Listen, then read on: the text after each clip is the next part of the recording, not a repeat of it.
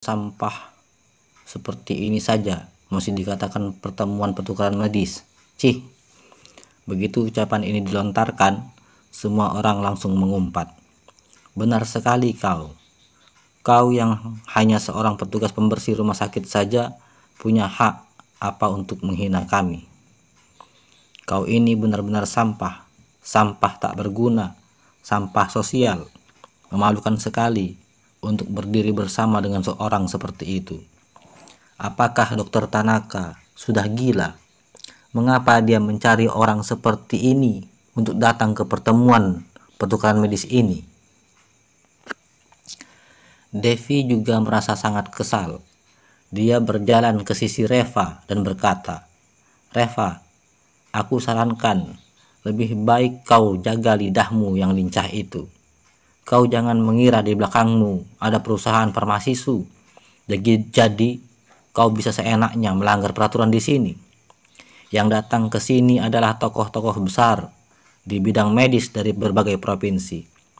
Jika kau berani menyinggung mereka, aku yakin mereka bisa membuat perusahaan farmasi su bangkrut dengan cepat. Masih belum terlambat bagimu untuk berlutut dan meminta maaf. Nantinya, jika kau benar-benar mengacaukan pertemuan pertukaran medis ini, maka kau benar-benar tidak akan memiliki kesempatan untuk meminta maaf lagi sepanjang hidupmu."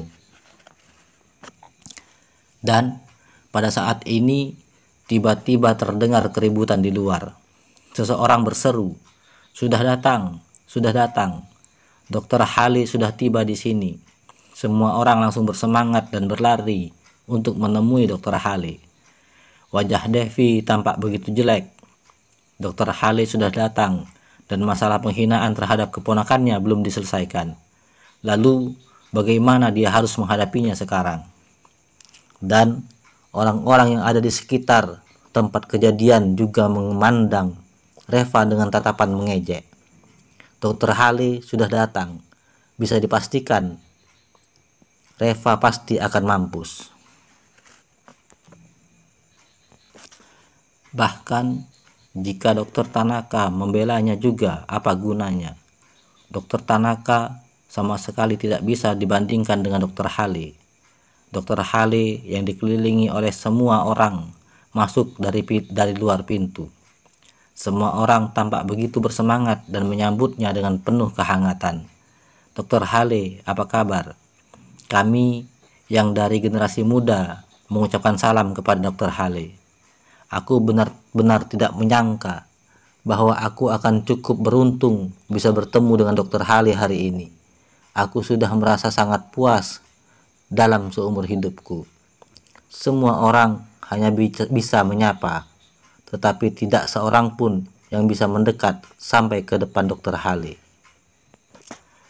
Bagaimanapun juga, kesenjangannya terlalu besar." Si pria berkacamata itu berjalan di depan semua orang, lalu membungkuk dan berkata, "Halo Paman Hale. Papaku Jeffrey Santoso. Izinkan aku menyapa Paman Hale atas namanya." Dokter Hale berhenti sebentar dan berkata, "Oh, kau putranya Jeffrey. Bagaimana kabar papamu?" Si pria berkacamata itu dengan cepat berkata, "Terima kasih Paman Hale, semua baik-baik saja." Dokter Hale mengangguk. Lalu si pria berkacamata itu menggunakan kesempatan itu untuk menghampiri Dokter Hale. Wajahnya penuh kesombongan. Harus diketahui bahwa ketika semua orang menyapa Dokter Hale, dia sama sekali tidak membalas. Tetapi saat si pria berkacamata bisa berbicara dengan beberapa patah kata dengan Dokter Hale, itu seperti sudah menunjukkan statusnya. Dan kali ini, orang-orang di sana tidak lagi meragukan hubungan Dokter Hale dengan si pria berkacamata itu. Wajah Devi langsung menjadi pucat. Dia menatap Reva dengan marah. "Reva, lihat apa yang telah kau lakukan. Sekarang juga kau pergi dan menyingkir dari sini. Jika kau berani mengucapkan atau pertemuan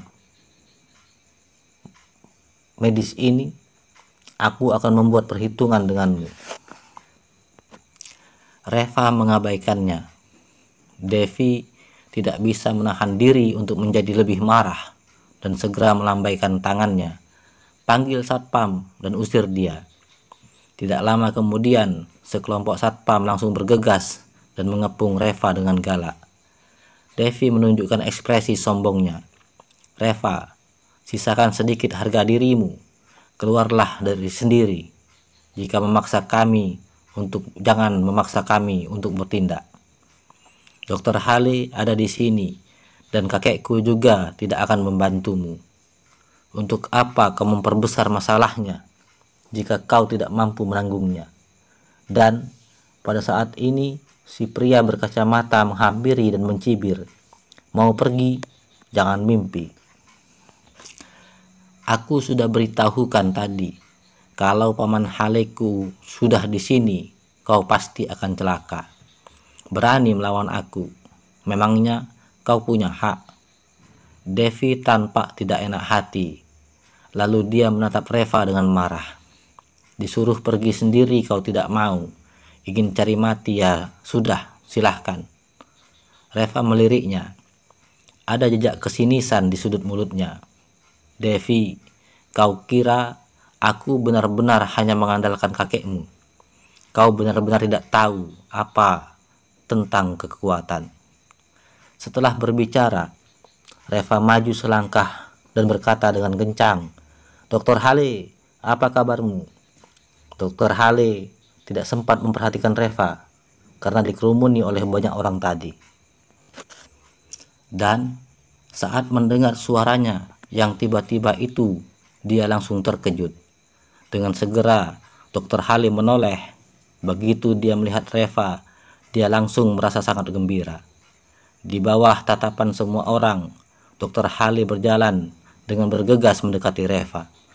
Dengan ekspresi hormat, dia membungkuk dan berkata dengan penuh semangat, Tuan Lee, Anda juga datang ke sini.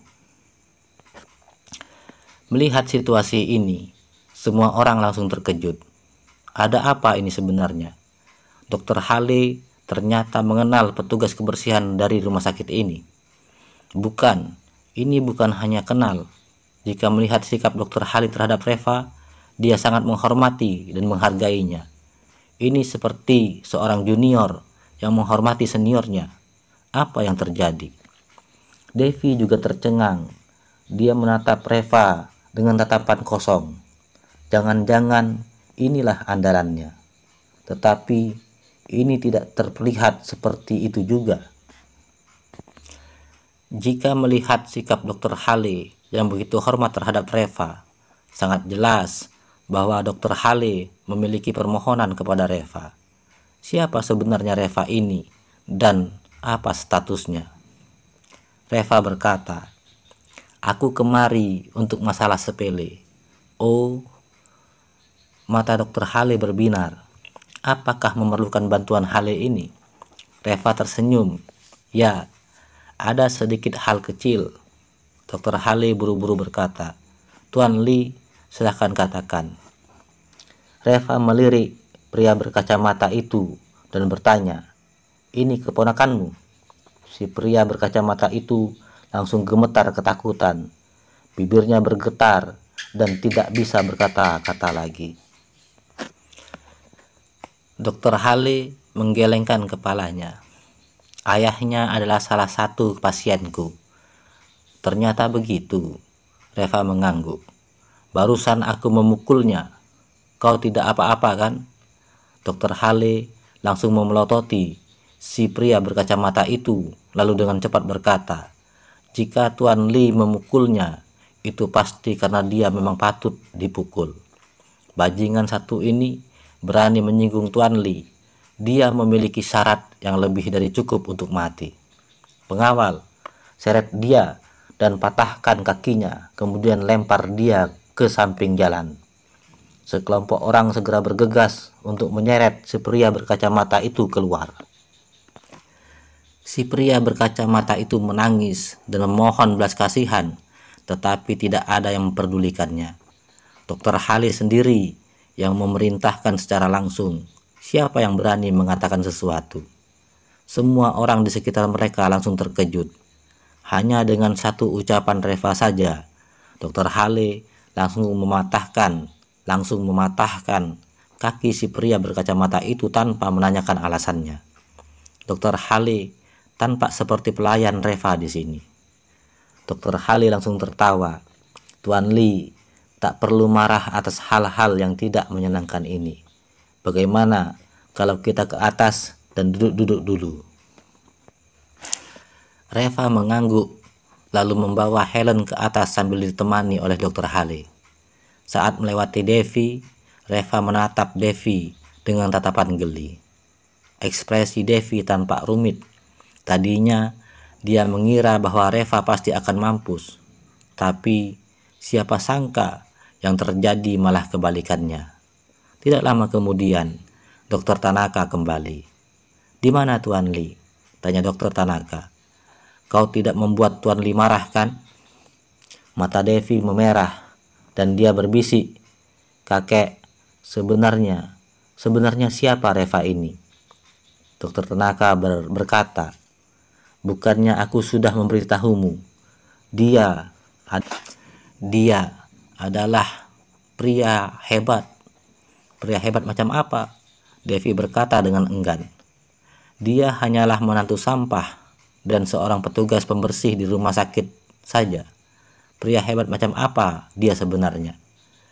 Dr. Tanaka mengerutkan keningnya dan berkata dengan serius, "Apakah kau telah melakukan sesuatu yang tidak sopan kepadanya?" Devi menggerentakkan giginya dan tidak berbicara. Dr. Tanaka langsung kesal. "Kau ini memang aku benar-benar tidak tahu bagaimana harus berbicara kepadamu. Aku memintamu untuk menyambut Tuan Lee. Itu artinya sedang memberi kesempatan kepadamu. Apakah kau tahu pria hebat macam apa Tuan Lee itu?" "Nyawaku ini diselamatkan oleh Tuan Lee. Di kota Carson, tidak peduli apakah itu Austin, King, Bradmont, ataupun Kenji Sim. Mereka semua harus bersikap hormat ketika bertemu dengan Tuan Lee. Dan kau malah sama sekali tidak menghormatinya." Devi langsung tercengang. Ketiga pria terpandang itu pun harus menghormati Reva. Orang macam apa ini yang bisa lebih hebat daripada Austin? Tetapi dia kan hanya menantu sampah, seorang petugas pembersih. Atas dasar apa? Devi bertanya dengan enggan. Dr. Tanaka menggertakkan giginya. Atas dasar apa? "Lalu, menurutmu atas dasar apa aku bisa memiliki statusku hari ini?" Kemudian Devi berkata dengan cemas, "Memangnya dia bisa dibandingkan denganmu? Kau adalah dokter hebat di kota Carson, dokter yang sudah menyelamatkan banyak nyawa. Sedangkan dia hanya petugas kebersihan rumah sakit dan juga bergantung hidup kepada istrinya. Mana bisa dibandingkan denganmu?" Dr. Tanaka menggelengkan kepalanya dan menghela nafas. "Kamu benar-benar tidak tahu apa-apa tentang kekuatan." Wajah Dr. Tanaka penuh rasa hormat. Tuan Lee adalah orang yang memiliki ilmu medis dengan level tertinggi yang pernah aku lihat atau aku dengar dalam seumur hidupku. Hidup dan mati seseorang ada di bawah kendalinya. Hidup dan mati seseorang ada di bawah kendalinya. Orang yang bisa mengendalikan hidup dan mati seseorang itu, menurutmu dia atas dasar apa? Devi langsung tercengang. Dia sama sekali tidak menyangka bahwa Reva akan memiliki ilmu medis yang begitu hebat. Kalau dia memiliki ilmu medis seperti itu, lalu mengapa dia mau menjadi menantu sampah? Dan mengapa dia bekerja di rumah sakit sebagai petugas pembersih? Dengan lembut, Dr. Tanaka berkata, "Orang-orang yang berbakat di dunia ini biasanya selalu berperilaku di luar dugaan orang. Hana, Aku terlalu menyayangimu sehingga membuatmu memiliki karakter yang mudah meremehkan orang lain. Aku beritahu kepadamu, dengan kekuatan Tuan Lee dalam 10 tahun ke depan, prestasinya pasti tidak akan kalah dengan Tuan Austin King. Aku memintamu untuk menyambut dia. Itu sudah merupakan keegoisan terbesar aku. Tak kusangka kau malah mengacaukan semuanya. Aku harap Tuan Lee tidak menyimpan dendam terhadapku. Devi langsung tercengang, dan setelah beberapa saat dia berkata dengan suara kecil, "Kakek, meskipun aku sudah salah karena terlalu meremehkan orang, tetapi kau juga tidak boleh begitu terhadapku. Dia itu sudah menikah. Untuk apa kau menjodohkan dia kepadaku?" Dokter Tanaka menggelengkan kepalanya. Pernikahannya dengan Nara hanya sebuah formalitas saja. Pada awalnya, Tuan Lee ingin menyelamatkan adiknya. Jadi, demi uang $100.000, dia harus menikah ke dalam keluarga Su. Mereka berdua telah menikah selama 3 tahun, tetapi itu hanyalah status di atas kertas saja. Status di atas kertas saja. Pernikahan ini bisa berakhir kapan saja. Jika kau bisa mendapatkan kesempatan ini untuk mendapatkannya, bukankah kau akan mendapatkan suami yang baik? Kau ini setiap kali dikelilingi oleh sekelompok playboy, tetapi malah menyia-nyiakan orang yang benar-benar hebat. Atau mungkin ini juga belum jodohmu. Devi merasa sedikit menyesal di hatinya, tetapi dengan enggan dia berkata, "Kalau bukan jodohku, itu yang terbaik. Dia saja berani memukul orang di acara seperti ini. Sama sekali tidak memiliki sikap seorang gentleman. Dengan orang seperti itu, apakah aku akan mendapatkan kebahagiaan?" Dokter Tanaka berkata, "Kalau begitu, apakah kau tahu mengapa dia memukuli orang?" Devi berkata dengan ekspresi jijik, "Aku tidak tahu dan aku juga tidak perlu tahu. Tidak peduli apapun alasannya, memukul orang itu tetap saja salah." Dokter Tanaka menggelengkan kepalanya dan menghela nafas lagi. "Devi, aku beritahu lagi kepadamu. Jangan mencoba membujuk orang lain untuk menjadi baik tanpa memahami situasi orang itu. Jika orang itu bersikap baik, itu juga belum tentu orang yang memahami situasi tersebut. Coba kau pergi, lihat rekaman video CCTV-nya, dan kau cari tahu dulu penyebabnya. Baru kau bisa mengatakan dia benar atau salah." Devi merasa enggan, tetapi akhirnya dia pergi ke ruang keamanan untuk memeriksa rekaman video CCTV-nya tentang apa yang terjadi pada saat itu. Hal pertama yang dilihatnya adalah adegan Reva memukul wanita itu, dan dia sengaja menonton kejadian itu sampai habis. Setelah melihatnya, air muka Devi langsung berubah. Sesuai dengan apa yang dikatakan Helen, wanita itu memang menabraknya ketika dia melangkah mundur. Tetapi wanita itu malah menamparnya dan menolak untuk memaafkannya. Helen lalu berlutut dan meminta maaf, dan wanita itu masih saja memukuli Helen. Melihat ini, Devi merasa sangat marah dan tidak sabar ingin memukul wanita itu. Pantas saja Reva memukulnya, karena siapapun yang melihatnya pasti akan geram. Kemudian dia mengambil video mengenai kejadian si pria berkacamata itu. Untungnya di tempat itu digunakan kamera CCTV yang canggih. Apalagi kamera CCTV yang ada di lokasi itu kebetulan dapat merekam percakapan orang-orang dengan jelas. Setelah mendengar apa yang dikatakan si pria berkacamata itu, Devi sangat marah hingga gemetaran. Sekarang seorang pria seperti si pria berkacamata yang mengambil kesempatan dalam kesempitan seperti itu memang pantas dibunuh. Setelah menyelesaikan videonya, Devi merasa bersalah. Akhirnya dia mengerti apa yang dikatakan kakeknya. Jangan mencoba untuk membujuk orang lain berbuat baik tanpa memahami situasinya, karena dia tidak tahu apa yang telah dialami orang lain, sehingga dia tidak berhak mengomentari apa yang telah dilakukan oleh orang itu.